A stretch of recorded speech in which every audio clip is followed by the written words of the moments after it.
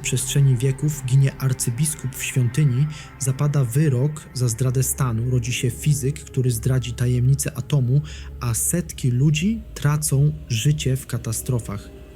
29 grudnia pokazuje, jak cienka bywa granica między władzą, wiedzą i tragedią. Zanim zaczniemy, jeśli jesteś nowy na tym kanale, to proszę Cię o zasubskrybowanie tego kanału oraz dołączenie do obserwujących na Instagramie oraz TikToku, a teraz nie przedłużając, zaczynamy. Wydarzenia kryminalne. Rok 1170 zapisał się w historii Anglii jako moment jednego z najbardziej symbolicznych mordów politycznych średniowiecznej Europy. W katedrze w Canterbury zamordowany został arcybiskup Thomas Becket, jeden z najważniejszych duchownych swoich czasów, oraz były kanclerz królewski.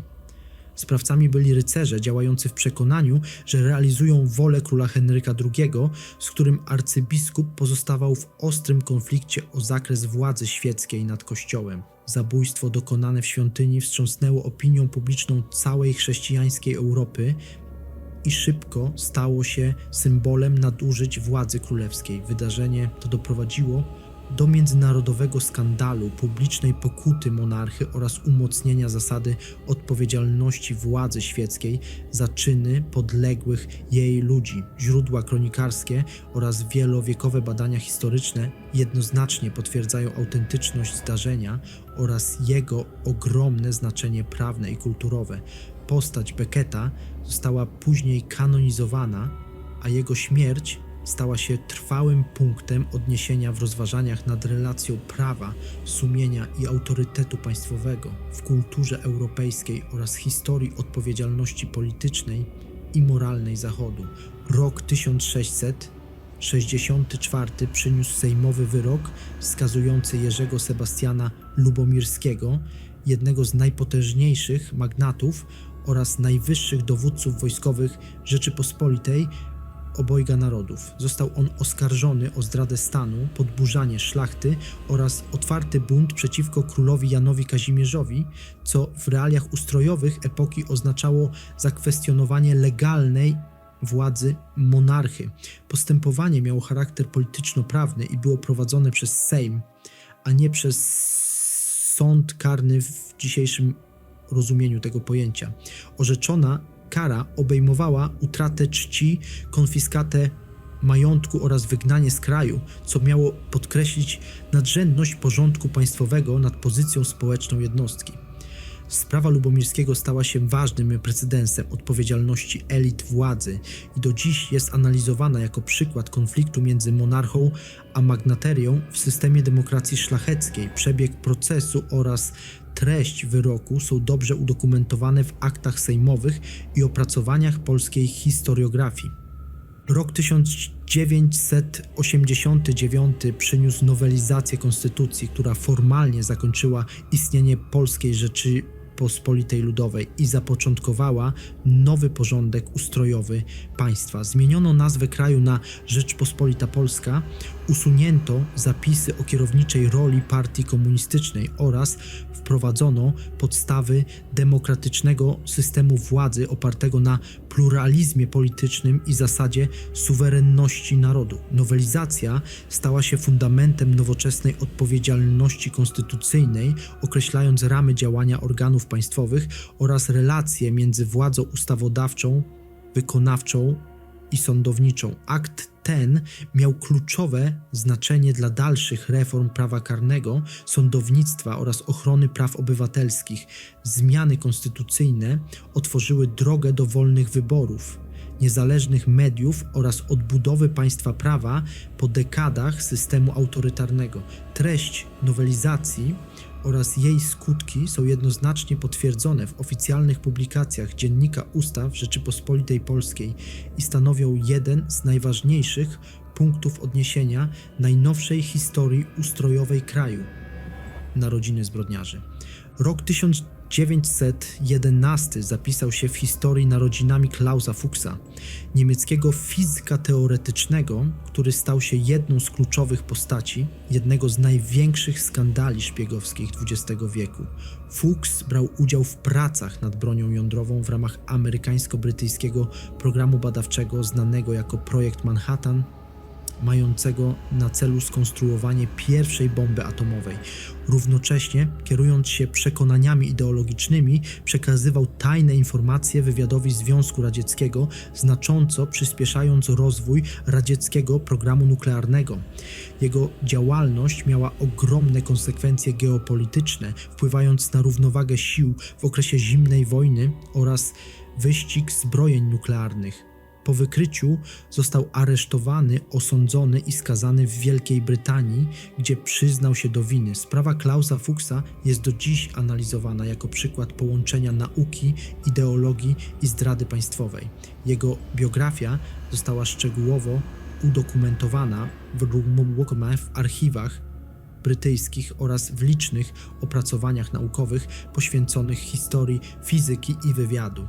Rok 1953 przyniósł narodziny Stanleya Tuckiego Williamsa, jednej z najbardziej rozpoznawalnych postaci amerykańskiej przestępczości ulicznej drugiej połowy XX wieku. Williams był współzałożycielem gangu Crips, który powstał w Los Angeles i szybko stał się jedną z najpotężniejszych oraz najbardziej brutalnych struktur przestępczych w Stanach Zjednoczonych. Organizacja ta odpowiadała za eskalację przemocy gangowej, handel narkotykami oraz liczne zabójstwa, wpływając na bezpieczeństwo całych dzielnic miejskich. Sam Williams został skazany za kilka morderstw i otrzymał karę śmierci, którą wykonano po wieloletnich postępowaniach sądowych. W czasie pobytu w więzieniu próbował kreować wizerunek osoby zrehabilitowanej, publikując książki i występując przeciwko przemocy gangowej, co wywołało szeroką debatę publiczną na temat resocjalizacji i odpowiedzialności karnej. Jego sprawa do dziś jest analizowana jako przykład zderzenia brutalnej przestępczości z próbą późniejszej moralnej przemiany. Informacje na jego temat są potwierdzone w aktach sądowych Stanów Zjednoczonych oraz w licznych biografiach i opracowaniach kryminologicznych. Rok 1960 przyniósł narodziny Thomasa Lubangi, kongijskiego przywódcy zbrojnej milicji działającej na terenie wschodniej części Demokratycznej Republiki Konga. W czasie krwawego konfliktu wewnętrznego Lubanga stanął na czele ugrupowania odpowiedzialnego za rekrutowanie i wykorzystywanie dzieci jako żołnierzy, co stanowi jedno z najpoważniejszych naruszeń międzynarodowego prawa humanitarnego. Jego działalność obejmowała szkolenie nieletnich, udział w walkach zbrojnych oraz stosowanie przemocy wobec ludności cywilnej. Po zakończeniu śledztwa został zatrzymany i postawiony przed Międzynarodowym Trybunałem Karnym w Hadze, gdzie zapadł historyczny wyrok skazujący go za zbrodnie wojenne. Był to pierwszy przypadek, w którym ten trybunał wydał prawomocny wyrok, co nadało instytucji realną rangę w systemie globalnej odpowiedzialności karnej. Sprawa Lubangi stała się przełomem w egzekwowaniu prawa międzynarodowego oraz w ochronie praw dzieci w strefach konfliktów zbrojnych. Przebieg postępowania oraz wyrok są szczegółowo udokumentowane w materiałach Organizacji Narodów Zjednoczonych i aktach Trybunału Katastrofy. Rok 1876 zapisał się w historii transportu jako jedna z najtragiczniejszych katastrof kolejowych XIX wieku. W miejscowości Ashtabula w Stanach Zjednoczonych doszło do zawalenia się żelaznego mostu kolejowego w chwili, gdy przejeżdżał po nim pociąg pasażerski. Wagony runęły do głębokiego wąwozu, a część z nich natychmiast stanęła w płomieniach z powodu używanych wówczas pieców grzewczych. W wyniku katastrofy śmierć poniosły co najmniej 92 osoby, a wiele kolejnych zostało ciężko rannych. Tragedia wywołała ogólnokrajowy wstrząs i doprowadziła do szerokiej debaty na temat bezpieczeństwa infrastruktury kolejowej oraz jakości stosowanych konstrukcji inżynieryjnych. Powołane komisje śledcze wykazały poważne błędy projektowe i wykonawcze mostu, co przyczyniło się do zmian w standardach budowy mostów kolejowych. Katastrofa w Ashtabula stała się ważnym punktem odniesienia w historii inżynierii i bezpieczeństwa transportu. Jej przebieg oraz skutki są szczegółowo udokumentowane w raportach technicznych oraz w relacjach prasowych epoki. Rok 1890 przyniósł jedną z najbardziej dramatycznych tragedii w historii rdzennych mieszkańców Ameryki Północnej. Nad potokiem Wounded Knee doszło do masowego zabójstwa Indian z plemienia Lakota przez żołnierzy 7 Pułku Kawalerii Stanów Zjednoczonych. W trakcie próby rozbrojenia obozu wybuchła panika, która szybko przerodziła się w brutalną masakrę obejmującą mężczyzn, kobiety oraz dzieci. Liczba ofiar szacowana jest na kilkaset osób, z czego znaczna część była bezbronna. Wydarzenie to stało się symbolem przemocy państwowej wobec ludności rdzennej oraz tragicznym finałem wojen indyjskich. Masakra miała ogromne konsekwencje moralne i polityczne, a jej ocena zmieniała się wraz z rozwojem prawa humanitarnego. Dziś uznawana jest za katastrofę humanitarną i zbrodnię masową, często przywoływaną w analizach odpowiedzialności państwa oraz naruszeń praw człowieka. Przebieg wydarzeń jest dobrze udokumentowany w raportach wojskowych, relacjach świadków oraz wieloletnich badaniach historycznych. Rok 1972 zapisał się w historii lotnictwa cywilnego jedną z najbardziej znanych katastrof lotniczych w Stanach Zjednoczonych. Samolot linii Eastern Airlines wykonujący lot numer 401 rozbił się na bagnach Everglades na Florydzie podczas podejścia do lądowania. Przyczyną tragedii nie była awaria techniczna, lecz błąd załogi, która skupiła całą uwagę na niesprawnej kontrolce podwozia i nie zauważyła stopniowej utraty wysokości.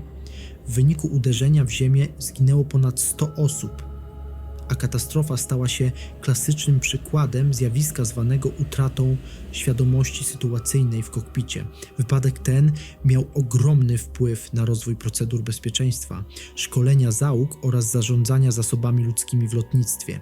Analiza zdarzenia doprowadziła do zmian w sposobie komunikacji między pilotami i do wprowadzenia nowych standardów kontroli lotu. Przebieg katastrofy oraz jej przyczyny zostały szczegółowo opisane w oficjalnym raporcie amerykańskiej Komisji Badania Wypadków Lotniczych, znanej fonetycznie jako NTSB, który do dziś stanowi podstawowy materiał szkoleniowy w branży lotniczej. Rok 2001 przyniósł jedną z najtragiczniejszych katastrof miejskich w historii Ameryki Południowej. W dzielnicy handlowej Mesa Redonda w stolicy Peru, Limie, doszło do serii gwałtownych eksplozji spowodowanych zapłonem ogromnych ilości nielegalnie składowanych fajerwerków. Ogień błyskawicznie rozprzestrzenił się po zatłoczonych ulicach i targowiskach, obejmując setki straganów oraz budynków mieszkalnych. Wysoka temperatura, łatwopalne materiały i chaos komunikacyjny uniemożliwiły szybką ewakuację ludzi, w tym rodzin z dziećmi. W wyniku pożaru i wybuchów śmierć poniosły setki osób, a tysiące zostały ranne lub straciły dach nad głową. Katastrofa ujawniła poważne zaniedbania w zakresie nadzoru nad handlem materiałami pirotechnicznymi oraz brak skutecznych procedur bezpieczeństwa w przestrzeni miejskiej. Tragedia doprowadziła do zmian w peruwiańskim prawie, zaostrzenia kontroli handlu fajerwerkami oraz reform służb ratunkowych. Przebieg wydarzeń oraz skala zniszczeń zostały szczegółowo udokumentowane w raportach rządowych Peru i analizach międzynarodowych organizacji zajmujących się bezpieczeństwem publicznym. Rok 2013 został naznaczony brutalnym aktem współczesnego terroryzmu, który wstrząsnął Rosją i odbił się szerokim echem na arenie międzynarodowej. W Wołgogradzie doszło do zamachu samobójczego przeprowadzonego na dworcu autobusowym w miejscu codziennego ruchu pasażerskiego i intensywnego życia miejskiego. Sprawca zdetonował ładunek wybuchowy wśród cywilów, powodując śmierć wielu osób oraz ciężkie obrażenia u dziesiątek kolejnych. Atak był wymierzony w ludność cywilną i miał na celu wywołanie strachu oraz destabilizacji społecznej. Zamach stał się jednym z najpoważniejszych incydentów terrorystycznych w Rosji w tamtym okresie i ujawnił skalę zagrożenia ze strony radykalnych ugrupowań działających na terenie Federacji Rosyjskiej. Wydarzenie doprowadziło do zaostrzenia środków bezpieczeństwa w transporcie publicznym oraz wzmożonych działań służb specjalnych. Przebieg ataku, tożsamość sprawcy oraz jego motywacje zostały szczegółowo przeanalizowane w raportach śledczych i szeroko opisane przez media międzynarodowe, stanowiąc ważny materiał do badań nad współczesnym terroryzmem. Wydarzenia naukowe. Rok 1931 przyniósł jedno z kluczowych odkryć w historii nauk ścisłych, które miało ogromny wpływ na rozwój chemii, fizyki oraz technologii jądrowej. W tym czasie naukowcy zidentyfikowali ciężką wodę, czyli szczególną odmianę wody, w której atomy wodoru zostały zastąpione ich cięższym izotopem, zwanym deuterem. Substancja ta posiada odmienne właściwości fizyczne i chemiczne w porównaniu do zwykłej wody, co szybko zwróciło uwagę środowiska naukowego.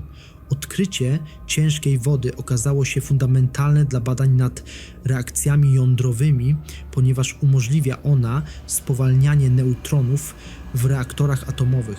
W kolejnych latach stała się kluczowym elementem rozwoju energetyki jądrowej oraz badań nad bronią atomową. Znaczenie tego odkrycia wykraczało daleko poza laboratoria, wpływając na politykę, bezpieczeństwo międzynarodowe oraz wyścig technologiczny XX wieku. Fakt odkrycia ciężkiej wody oraz jego konsekwencje są jednoznacznie potwierdzone w literaturze naukowej i opracowaniach historycznych poświęconych rozwojowi fizyki jądrowej.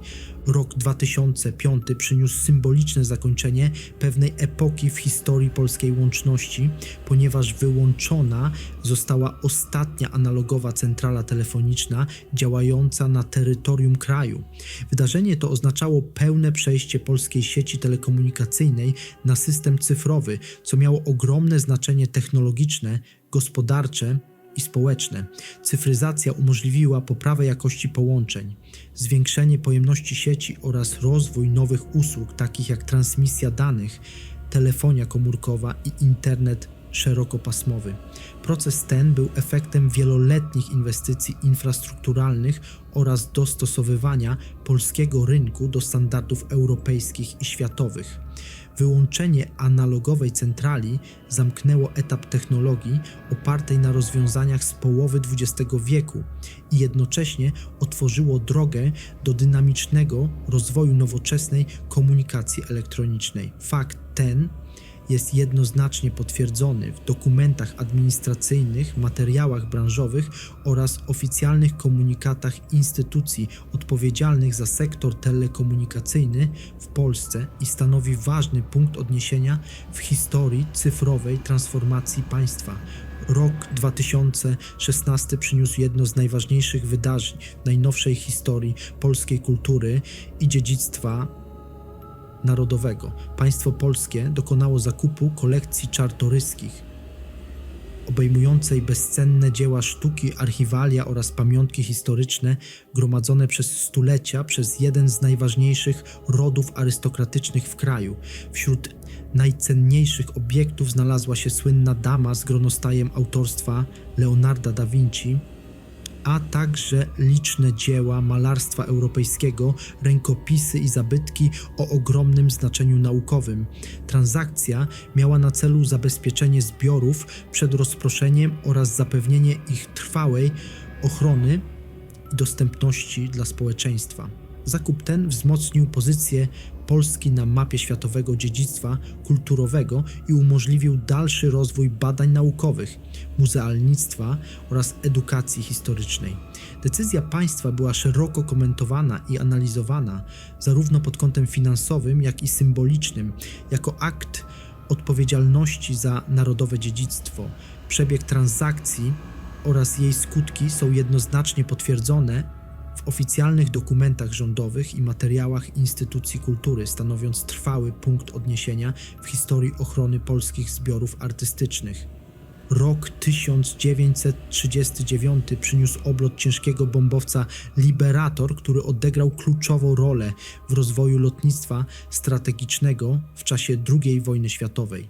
Nowa konstrukcja wyróżniała się dużym zasięgiem, znacznym udźwigiem bomb oraz nowoczesnym, jak na swoje czasy, układem aerodynamicznym. Samolot został zaprojektowany z myślą o długodystansowych misjach bojowych, nalotach strategicznych oraz patrolach morskich, co szybko uczyniło go jednym z filarów alianckich sił powietrznych. Liberator był wykorzystywany na wielu frontach, zarówno w Europie, jak i na Pacyfiku, pełniąc funkcje bombowe, transportowe oraz rozpoznawcze. Jego masowa produkcja znacząco wpłynęła na zdolności operacyjne aliantów i przyczyniła się do przewagi powietrznej nad państwami osi. Oblot tej maszyny symbolizował technologiczny skok w projektowaniu samolotów wojskowych oraz rosnące znaczenie lotnictwa w nowoczesnych konfliktach zbrojnych. Wydarzenie to jest jednoznacznie potwierdzone w dokumentacji przemysłu lotniczego oraz w opracowaniach historycznych poświęconych rozwojowi techniki wojskowej. Jeśli chcecie zobaczyć osobny, bardziej szczegółowy odcinek o którymś z dzisiejszych wydarzeń, dajcie znać w komentarzach i zostawcie łapkę w górę. Być może po tym materiale 29 grudnia zacznie kojarzyć się Wam nie tylko z końcówką roku, ale także z konkretnymi faktami z historii. Codziennie publikuję nowe odcinki o wydarzeniach z danego dnia, więc jeśli chcecie nadrobić poprzednie, zajrzyjcie do wczorajszego materiału. Dzięki za oglądanie i do następnego.